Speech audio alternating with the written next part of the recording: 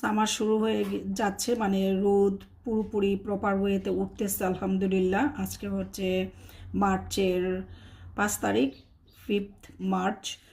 এখন থেকে রোদের ভালোই মাসাল্লাহ প্রখরতা থাকে। তো আমি এই জন্য প্রত্যেক বছরই আমার রিমঝিম এবং ঝিলমিল যখন ছিল তাদের জন্য এরকম করে অ্যাপেল কিনে এনে অ্যাপেলটাকে শুকিয়ে নিতাম। আর এটা কিন্তু প্যাট শপে অনেক এক্সপেন্সিভ। তো আমি আজকে 3 বছর যাবত এরকম করে ওদের জন্য শুকিয়ে রাখি। এখন তো আর ঝিলমিল নাই, শুধু রিমঝিমও তেমন ভালো না। তো 2 প্যাকেট নিয়ে আসছিল আজকে, যেহেতু রোদ ভালো উঠতেছে। এখন আমি এই 2 প্যাকেট অ্যাপেলকেই কুটকুট করে, মানে একটু লম্বা লম্বা করে কেটে, প্রত্যেক বছর যেভাবে কাটি সেইভাবেই কেটে রোদে শুকিয়ে নিব, যেন সারা বছর রিমঝিম খেতে পারে।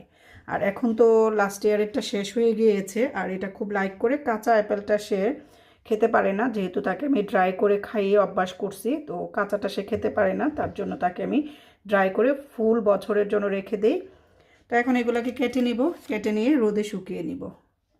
2 প্যাকেট অ্যাপেল থেকে আমি 1 প্যাকেট ফুল কেটেছি, আর 1 প্যাকেট থেকে আমি 2টা কাটছি, আরও 4টা রয়ে গিয়েছে। একটা প্যাকেটে 6টা করে থাকে। এই যে এখানে সবগুলো অ্যাপেল, বিকজ বাকি 4টা কাটলেও এই ট্রেতে জায়গা হবে না। এগুলোকে আমি এখন খুলে খুলে একটু বড় বড় করে এরকম করে কেটেছি। অন্য সময় আরও পাতলা করে লম্বা লম্বা করে পিস করতাম। আর আমি বাগানে কাজ করে আসছি, গ্লাভসের ভিতর দিয়ে আমার হাতে মাটি ঢুকে গিয়েছে। তো এই যে এখন আমি এগুলোকে এরকম খুলে খুলে রোদে দিয়ে দিব, বিছিয়ে বিছিয়ে, তাহলে শুকিয়ে যাবে। আদারওয়াইজ সবগুলো একসাথে কেটে দিলে, যদি বৃষ্টি হয় অ্যাপেল থেকে, মানে একদিন একটু ড্রাই না হলে এটা থেকে আবার মানে পানি ছেড়ে দেয় আর অ্যাসিডের মতো হয়ে যায়। তো এগুলোকে আমি খুলে খুলে এখন রিমঝিমের খাবারগুলো আমি এরকম করে এখন রোদে দিয়ে রাখছি ট্রেতে করে।